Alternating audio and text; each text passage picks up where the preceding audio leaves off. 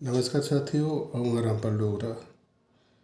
साथियों, जेकर अस गल करचै सब्जी सलूने की, तो अगर उसकी तैयार करने को पहले अस थोड़ी जी मेहनत करचै तो काफ़ी अच्छी बनी सकती है, स्वादली बनी सकती है। तो आओ अज अस तुसेंगी करेले बनाने की विधि जी है वो दस्सने आं। जियां कि तुस जानते हो, कोविड का पीरियड चला दा, कोविड पैंडमिक चला दा, करोना काल चला दा, जिसके कारण जोड़ा सारे जी जोड़े करा दे न वो कोई ना कोई कम्म करा दे न। ते अम्मी अजकल जोड़ा रसोई च आनियै बक्खरी बक्खरी सब्जियां, बक्खरे बक्खरे पकवान जोड़े न वो बनाने की कोशिश करा दा। जेह्के सब्जियें च अज्ज मैं करेला जोड़ा वो बनाने की कोशिश करा दा। ते आओ अज्ज दसचै तुसेंगी कि करेले दी जिहड़ी है करेले गी भरियै बनाने दी विधि है ओह् केह् है।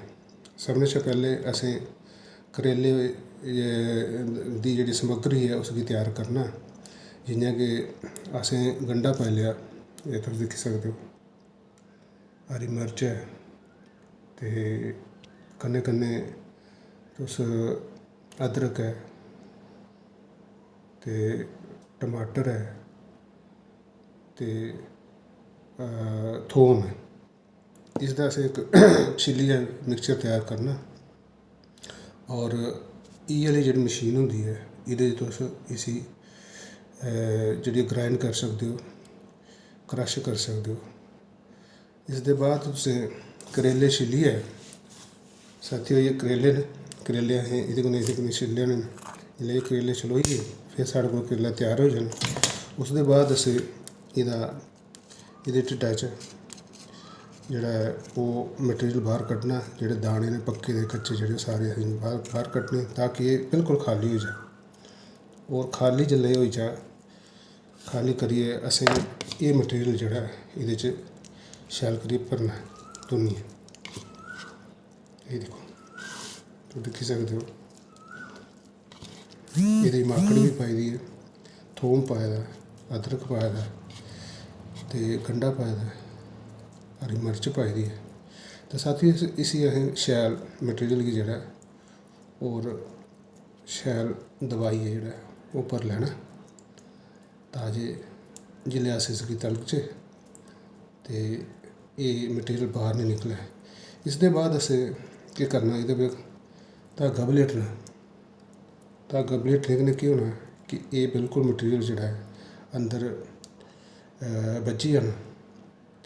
ते इस्सै चाल्ली असें करेले जेह्ड़े न त्यार करी लैने न।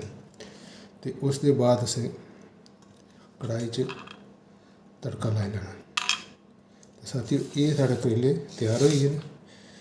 एह् दिक्खो, इसगी तुसें कढ़ाई च तलना। ते